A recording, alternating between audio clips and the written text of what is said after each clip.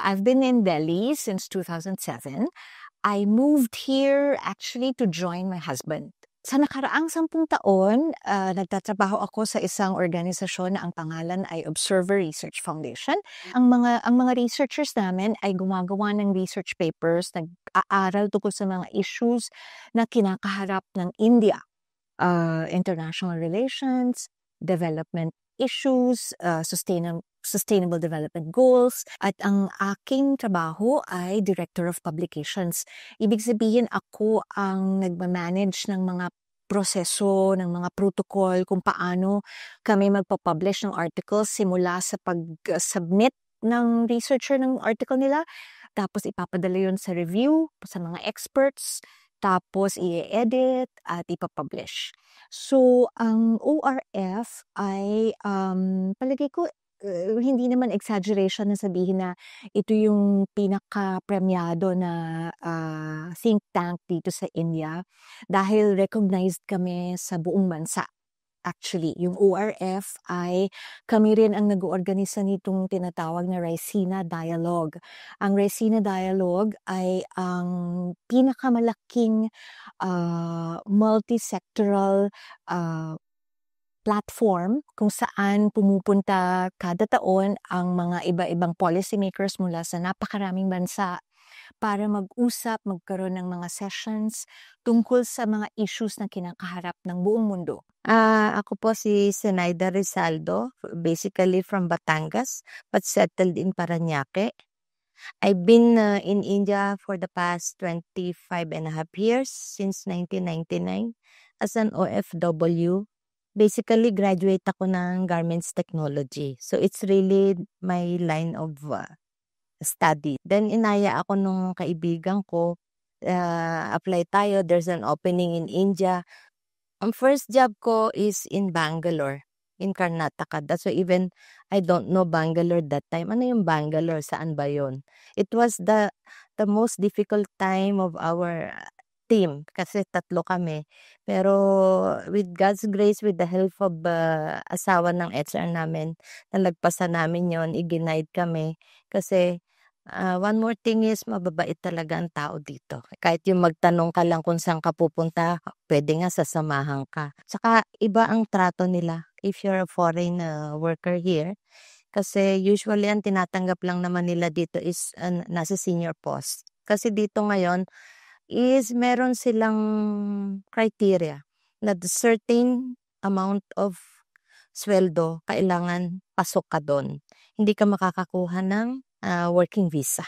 Ngayon, pag nag-apply ka ng visa sa Indian Embassy, kailangan meron kang diploma, paano kung anong tinapos mo, at meron pang letter from the company na hindi sila nakakita ng kagaya mo, kaya kinukuha ka nila.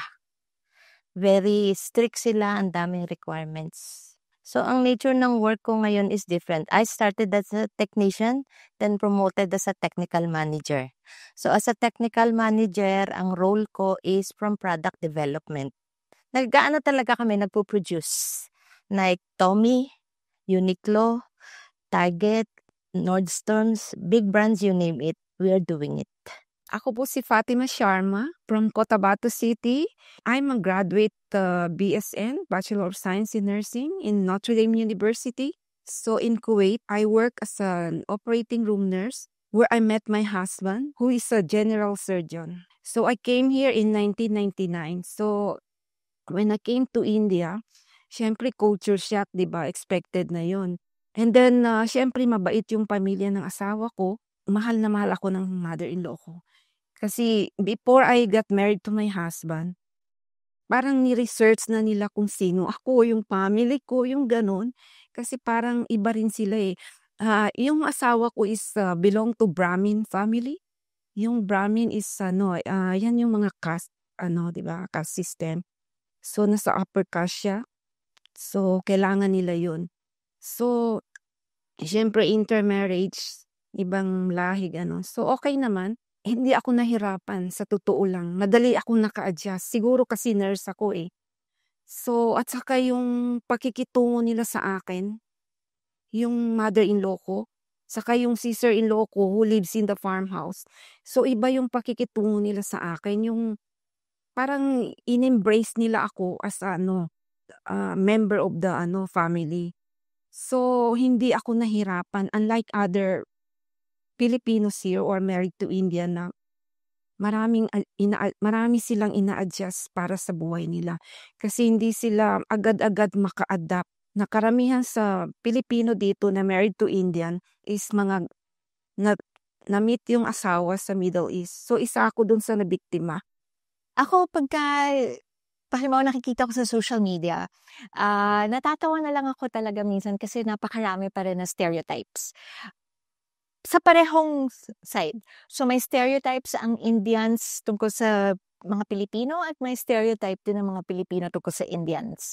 So, halimbawa, kami ng asawa ko, joke na lang yan na ang tawag kasi nga tumira rin siya sa Pilipinas, so alam niya yan na ang tawag ng mga Pilipino sa lahat ng Indians ay Bombay. So, lahat sila ay 5'6". Lahat sila ay yung mga nakasakay sa motorbike, may dalang payong at nagpapautang. So, sa tingin ko, dahil iba na ngayon ang nature ng relasyon ng India at Pilipinas, mas meron na ngayong panahon para mas kilalanin natin ang isa't isa. Kung tutusin, napakaraming pagkakapareho.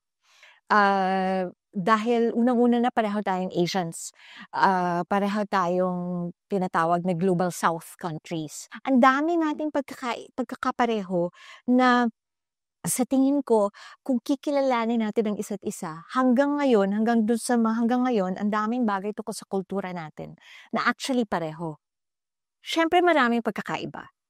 Pero, uulitin ko lang na dahil napakalaki nga ng India, hindi ka talaga pwedeng magsabi ng Indian. Ang pamilya ng asawa ko ay Bengali, halimbawa. So, ang Bengali ay iba sa mga Punjabi, ay iba sa mga Malayalam. So, dahil talagang subcontinent nga ang tawag sa India eh. Hindi ito bansa, subcontinent. So, isipin mo yung Europa na iba't ibang bansa. Merong Pranses, may Espanyol, Italiano, etc.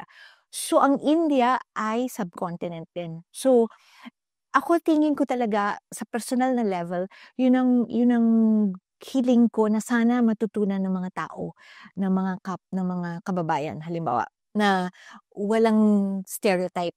At sa bahagi naman din ng Indians, maganda na makilala rin nila ang mga Pilipina at Pilipino. Na hindi lang tayo yung tipong, ang stereotype nila dyan, okay, basta may sunmig daw tayo sa kamay, masaya na kahit mahirap. Kahit daw wala tayong pera, kahit daw wala tayong makain, basta may sunmig tayo at iinom tayo ng sunmig sa gabi, okay na. Pero hindi naman yung totoo eh.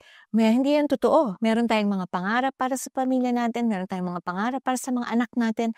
So, meron din silang stereotypes tungkol sa mga Pinoy. So, kung sa people-to-people relationship, yun sana ang mangyari na mabawasan yung mga ganong pag-iisip na hindi nakakatulong sa pag-i-improve ng ating relationship. Kung makikilala natin ang isa't isa, madidiskubre natin na napaka-dami pala nating pwedeng makita na interesting tungkol sa mga Indians at tungkol sa mga Pilipino. Gaya ko, I'll give myself as an example to my company. Walang binibigay sa akin ng boss ko na ito gagawin mo. Tinanong ko rin siya, "Sir, do I have to report daily or weekly?" "No, Zenny. You know where you are required, you do it. I don't need to tell you, you visit." Kasi meron kami, nasa head office ako nakaupo, meron kaming 6 na factories. So, pag may problema sa factory, binibisita ko rin yun. Kasi nga naka-base ako sa head office for the product development. Ngayon, yung product development, ang role ko is magbigay ako ng input para mapadali ang handling ng pananahi na hindi ko binabago yung design aspect ng buyer. Tapos, para maganda ang production at maganda ang quality. So, pag nagka-problema ang factory, they call me. I help them out as a troubleshooter. Pag Philcom leader, parang nagiging car bumper, di ba? Yung sa kanya pumupunta, di ba? So, during pandemic, kami lang ang organization na hindi nag-hibernate para meron kaming maipadalang pagkain sa mga Pilipino na stranded or yung mga Pinay na asawa ng India na nawala ng trabaho. Mahirap para sa amin kasi wala kaming fund. Wala kaming fund. Amin lang galing sa bulsa. Kung halimbawa, ikaw na OFW, alam mo meron kang extra. So, dapat maisip mo na merong naghihirap doon na kapwa mo, di ba? So, baka pwede mo namang bigyan kahit konti, di ba? Para lahat masaya.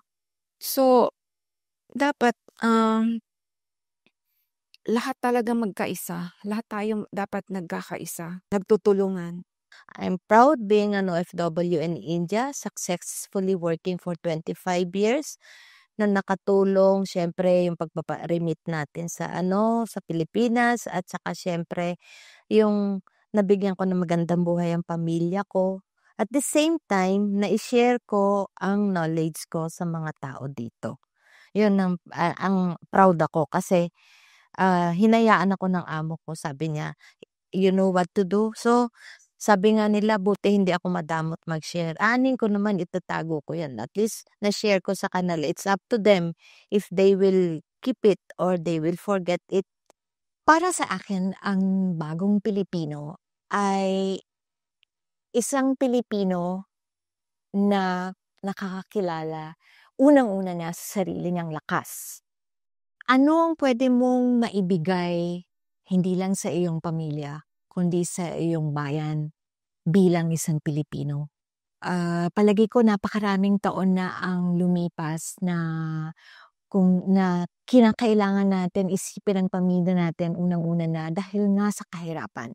Napakaraming kahirapan sa Pilipinas na hindi mo masisisi ang Pilipino kung kadalasan ang iniisip lang natin ay makapagtrabaho at kumita ng sapat na pera para magkaroon ng pagkain sa ating hapagkainan.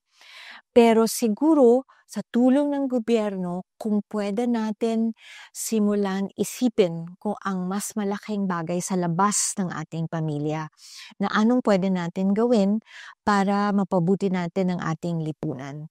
Iyon sa tingin ko ang isang bagay na pwedeng makatulong sa ating lahat na makapagpundar ng sama-sama nating talino at lakas at pagmamahal sa bayan para sa isang bagong Pilipinas.